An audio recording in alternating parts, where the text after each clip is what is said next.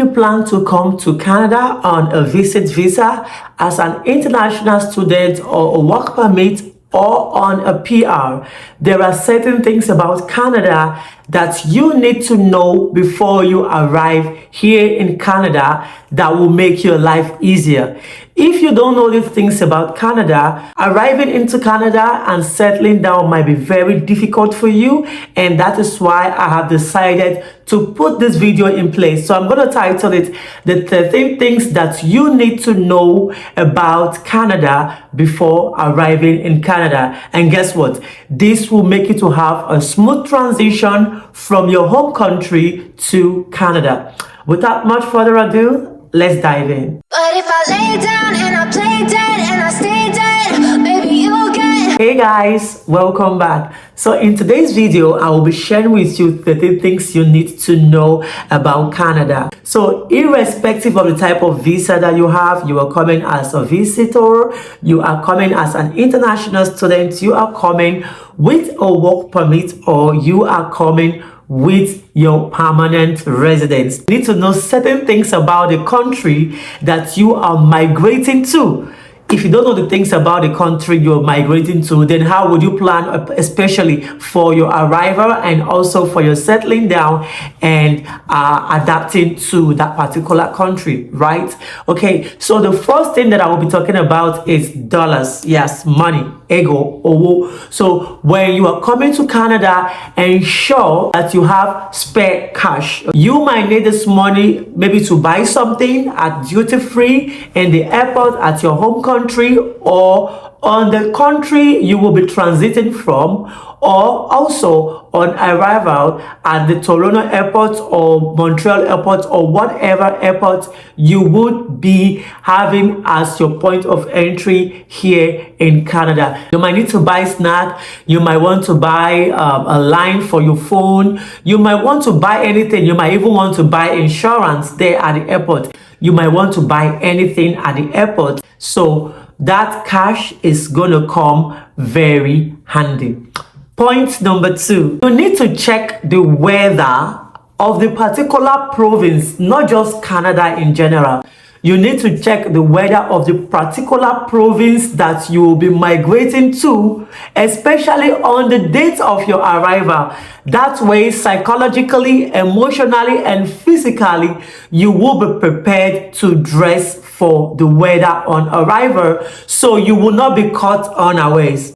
Tip number 3, a very important thing you need to know before you come into Canada is this. When you're coming to Canada, please, I actually got this out. So this is called, like we all know it, right? Like adapter.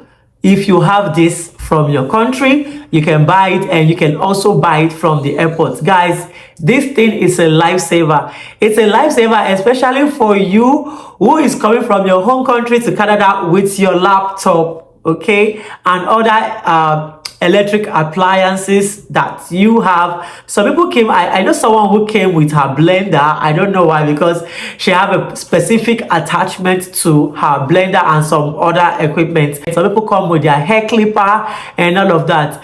And if you're coming from Africa, or you're coming from Europe, or you're coming from the Middle East, you will see that the kind of electronics you have has like 3 portholes, right? Like 1, 2, 3. But here in Canada, from the airports, you would see this 1, 2, 3 installed on the wall. So basically what you will see is just like 2 round holes, which is why you need this, okay? So this one has been put in place for you to suction this into the wall, and then you can plug your laptop, you can plug your own charger of even your phone. Yes, even your phone, your regular phone chargers might be using like this. So this will really come handy. Otherwise, when you come and then you settle down, you need to charge your phone, your charger mouth cannot go into the wall and you'll be stranded. You wouldn't know what to do. So this is really gonna come handy. Point number 4 is your ID card.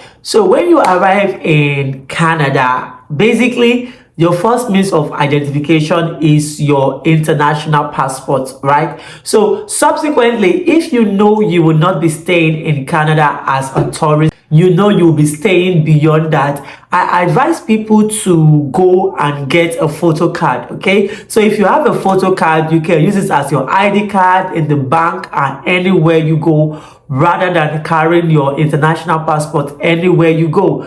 You know, you might misplace your passport, and we all know that replacing your passport might not be easy depending on where you have your country's consulate.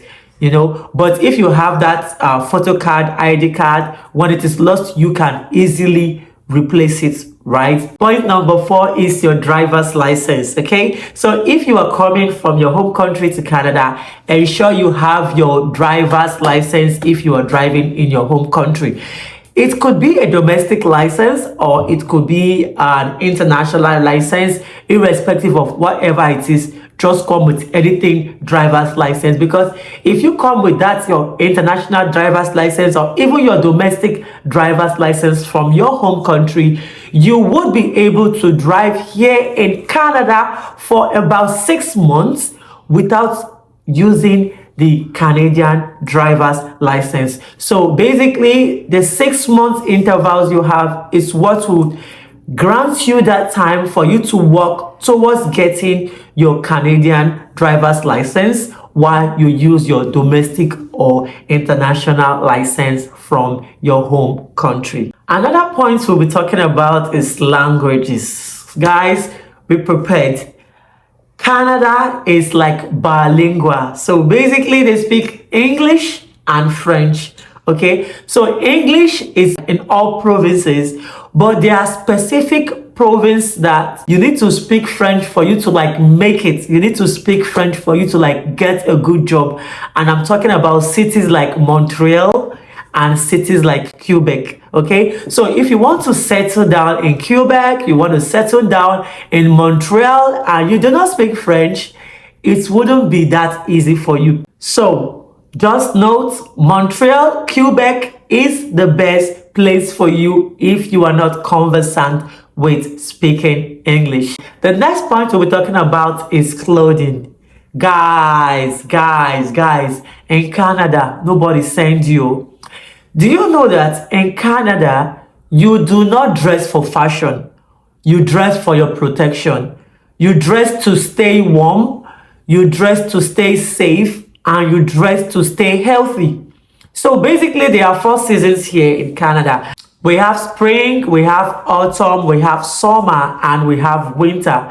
In these 4 seasons, there are different types of clothes to wear if you want to stay healthy and you don't get sick. During the cold weather, for example, you don't just wear flimsy clothes and just fashionable clothes and wear frocks, but you're supposed to dress like layer. During the summer period, you don't need to wear the heavy clothes you wore during the winter time, but then you can wear your light clothes like your t-shirts, your skirts, your gowns, and stuff like that. And then during spring, it's like rainy season, so you need to know that you need to put on raincoat. You don't need to wear something heavy, but something that will keep you dry from the rain. And then during fall, it's a little bit cold, it's not yet snowing, so you always need a jacket, you know, on whatever you put on. So even if you are a fashionista, that doesn't mean you cannot stay in Canada. You can still stay in Canada, but safety first. Okay, dress to be healthy. When you see that you are dressed well to be healthy, you are warm and you are okay, then you can now begin to add some touch of fashion to it. Another thing that you might want to know about Canada is Canada is a taxed country. So basically, when you go to the mall and you buy something $99 and you give the cashier $100 and you're like waiting for change, you're waiting for your balance for $1, you are likely not to get that because you might even need to pay more. So basically, I'm not sure about the percentage, but I think it's about 15% of whatever you purchase. So that amount is added back to whatever you purchase as tax. Okay, so definitely if you buy something for $99, you'll be paying $100 and something, right, for your tax. So just know that whatever price you see on the price tag of anything you purchase here in Canada is not the amount you pay when you're trying to check out. Okay, during checkout time, some percentage will be added to that amount as your tax. So it means you always have to add something on top of the amount you saw on the tag. Please take notes, because this will help you when you're planning and when you're budgeting. Not when you go to the mall or you go to the store or you go to an eatery, you see an amount and then you pick this one, pick this one, pick this one, pick this one, and then in your head you are calculating only the amount you see on the tag.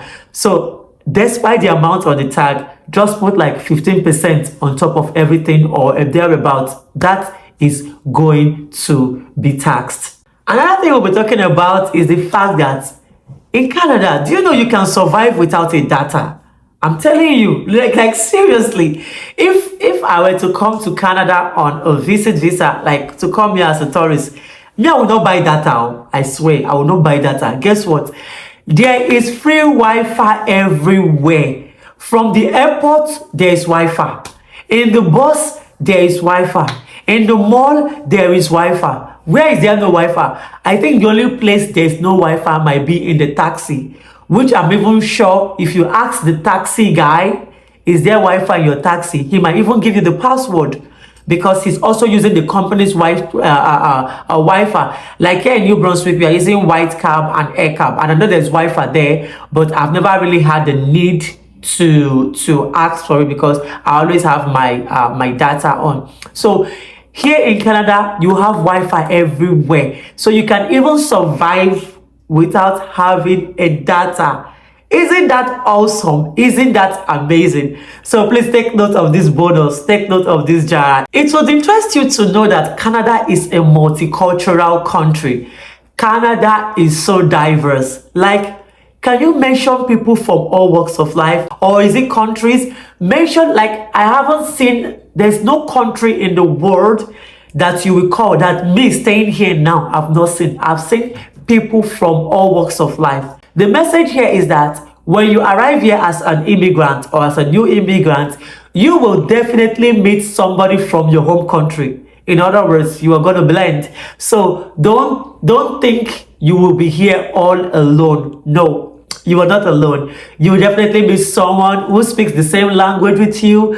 You will definitely meet someone who understands your culture and your tradition. You will definitely meet someone from your country. It is always advisable that when you arrive Canada and you get a house, ensure you take a tenant insurance if you are staying in a rented apartment. And of course, if you purchase your own house, if you're staying in your own house, in that mortgage, you also need to insure that house. So I know you cannot come to Canada today and purchase your house today. You would want to start with a rentage. So in as much as you're staying in a rented apartment, please try to insure that rented apartment, because anything can happen. You could have damage as a result of fire, you could have damage as a result of flood, or whatever that particular insurance coverage might cover. This insurance is going to help you to pay off and set some of your bills, or even majority, depending on the amount that is going to be covered. So make sure that when you're getting an insurance, read through it before you sign. Do not be in a hurry. So we are not praying for bad things to happen, but just in case, so that you don't need to start buying fresh property and all of that from the scratch. This insurance is going to get you covered. We also have life insurance here for people who want to insure their life. So when you insure your life here in Canada and anything happens to you, you have beneficiaries who is going to inherit this amount of money. So the 11th point on my list is the opening hours. Okay, so now in Canada, most stores are usually closed at 5 p.m. But we do have some stores that close at about 10 p.m. And those stores are stores like Walmart, because they are like grocery. People need to go to work. Because I think this is because Walmart have most of their sales during later parts of the day. Taxis open till 12 p.m. Walmart and other big grocery stores, they stay as late as 10 p.m. And then Finally, guess what that is? Anyone who wants to guess? Yes, that's a smile. So in Canada, make sure you are wearing the smile from the point of entry. So like, even if you're wearing a very strong face from your country, once you arrive at the airport, like once you step down at the international airport, start smiling, because your smile is going to bring you good luck. It will help you cross places you don't even dream of crossing. Wear a smile, a beautiful smile, and be confident. With this, you would be able to surpass any difficulty in Canada, even if it comes your way. With that smile and confidence that you have, it will attract favor, good people, luck to you. Hey guys, I hope this video has been very helpful to you who plan to migrate to Canada, or to you who migrate newly in Canada and you are still like finding ways to settle or make an equilibrium here in Canada. This video is for you. I would like you to share this video with all of your friends. I would like you to subscribe and drop all of your comments in the comment section. Are you a new immigrant here in Canada? Are you facing any difficulty in settling down? Let us know your thoughts and what you think in the comment section. Is there any other thing you would like to know about Canada? Drop as well your comments in the comment section so that we can provide you with answers, or what we think from our own experience you should know about Canada before coming to Canada. Canada is a beautiful country. Canada is home. We await you. I'll see you in the next video. Take good care and bye. But if I lay down and I play dead